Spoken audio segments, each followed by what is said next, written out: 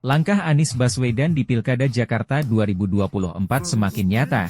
Setelah tanggal 12 Juni lalu, PKB DPW Jakarta sudah melakukan deklarasi untuk mengusung Anies sebagai bakal calon gubernurnya. Kami menyatakan dukungan kepada nama Haji Anies Rashid Baswedan, SE, MPP, PAD, untuk calon sebagai gubernur DKI Jakarta periode 2024-2029. Partai mana lagi selanjutnya?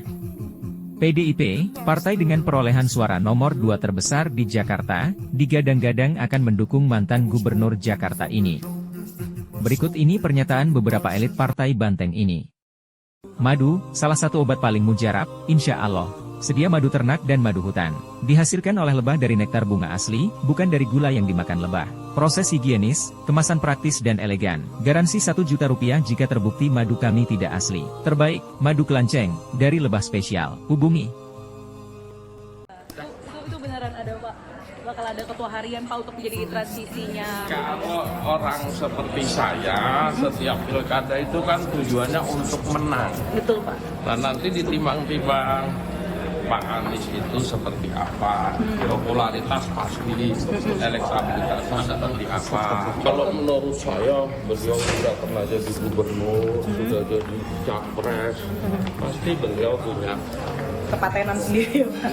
kalau bahasanya Pak Luhut paten, kalau bahasa saya beliau udah orang yang sangat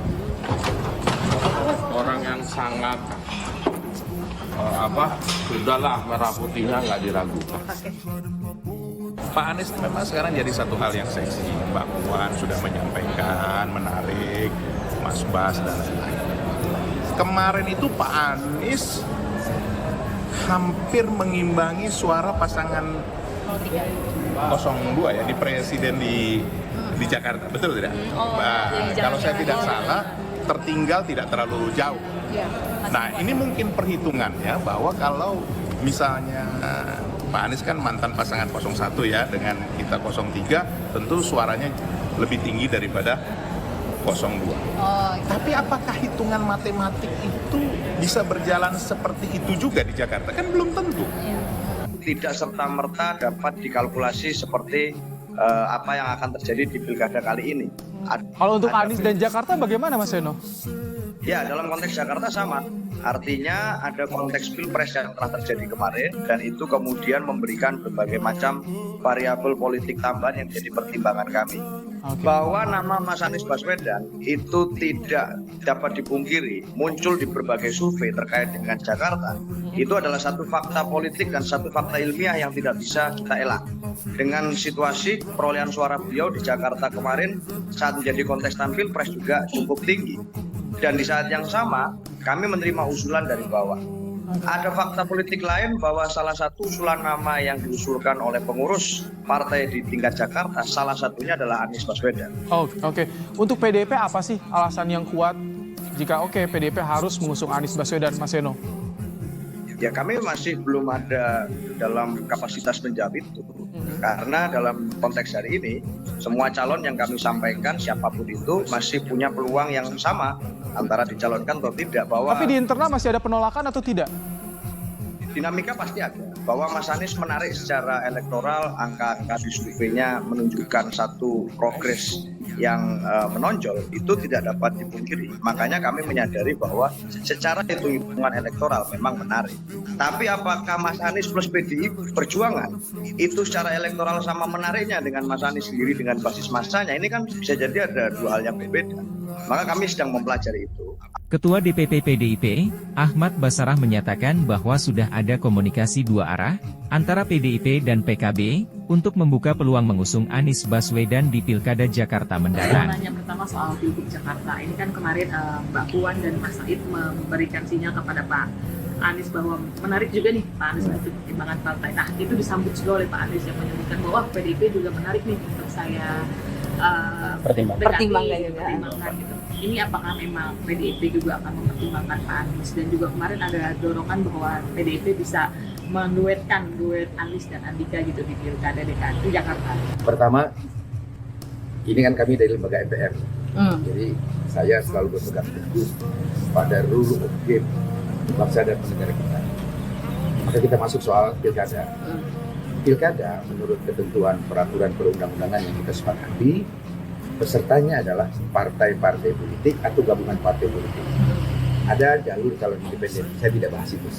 Nah, kalau bicara peran partai politik dalam pilkada, maka partai-partai politik tersebut punya wewenang, punya otoritas penuh untuk menentukan siapa calon kepala dan calon wakil kepala daerahnya. Juga dia punya hak untuk menentukan siapa partai peserta kerjasama politik. 2 poin itu ya. Jadi kami partai politik sah dan konstitusional untuk ikut serta dalam pemilu kada ini. Masuk ke DKI. Kalau masuk ke DKI, tentu kita akan melihat konstruksi politik.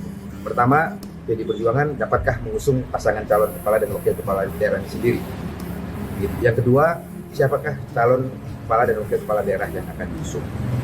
Oleh karena saat ini PD Perjuangan membutuhkan kerjasama politik dengan partai-partai politik lain, tentu dalam mengusung calon kepala dan wakil kepala daerah harus ada kerjasama partai politik. Tadi dalam pembicaraan informal, saya juga sudah sampaikan dengan Pak Muhaimin Iskandar, kemungkinan kita akan melakukan kerjasama politik masuk di dalam Pilkada DKI Jakarta, kalau kemungkinan PKB mengusung Pak Anies Baswedan sebagai calon Gubernur DKI Jakarta, maka ketika kerjasama kami dengan PKB direalisasi dalam Pilkada Jakarta, sangat mungkin pembicaraan mengenai kerjasama politik mengenai calon yang diusung dari PKB dalam Pak Anies Baswedan bicarakan dengan calon yang mungkin akan kami usung dari PDI Perjuangan. Tapi sekali lagi tahapan pembicaraan pembahasan mengenai Pilkada DKI Jakarta ini, dan saya kira juga banyak pilkada di tempat lainnya, masih proses pengerucutan, belum sampai pada kesimpulan lagi, apalagi keputusan. Oleh karena itu, mari kita tunggu beberapa waktu lagi dinamika politiknya akan seperti apa, tetapi kita membuka diri untuk bisa bekerja sama dengan partai politik manapun dalam konteks pilkada, karena setiap daerah punya konstelasi politik yang berbeda, punya persoalan yang berbeda-beda, punya kearifan lokal yang berbeda-beda. Nanti kita akan ikuti dinamika politik di setiap daerah untuk sampai pada keputusan. Sebelumnya, di sebuah kesempatan, Ketua DPP PDIP, Puan Maharani menyatakan ketertarikannya pada sosok Anies Baswedan. Tapi kalau di Jakarta lebih mengutamakan kader internal atau kader eksternal, yang penting elektabilitasnya mungkin, Mbak? Ya harus realistis bagaimana melihat situasi di lapangan, karena setiap daerah itu wilayahnya itu berbeda-beda. Ini kira-kira peluangnya ada di wilayah mana? Ya. Nama Pak Anies juga katanya tertarik juga ya Pak? Iya. Menarik juga Pak Anies. Terima kasih Mbak Puan. Ya. Bak Gayung bersambut, Anies pun menyatakan bahwa PDIP juga menarik. Karena dari lawan yang mulai mendorong Pak Anies untuk Pak Anies kalau bisa diajukan dengan Pak Andika Perkasa, harapannya semoga PDIP juga mau melihat ini. Pak Anies melihat apa usulan ini gimana Pak, dan hubungan Pak Anies dengan Pak Andika sendiri gimana sih Pak? Dan Mbak Puan juga bilang menyatakan ketertarikan kepada Anies. Iya, menarik. Jadi Mbak Puan menyatakan ketertarikan kepada Mas Anies. Menarik gitu. Maju untuk kemajuan PDIP juga menarik. Jadi sambil kita lihat hari-hari ini kan, mudah-mudahan nggak lama lagi sampai pada kesimpulan. Tapi PDIP menarik ya Pak? Menarik. Oke, cukup ya.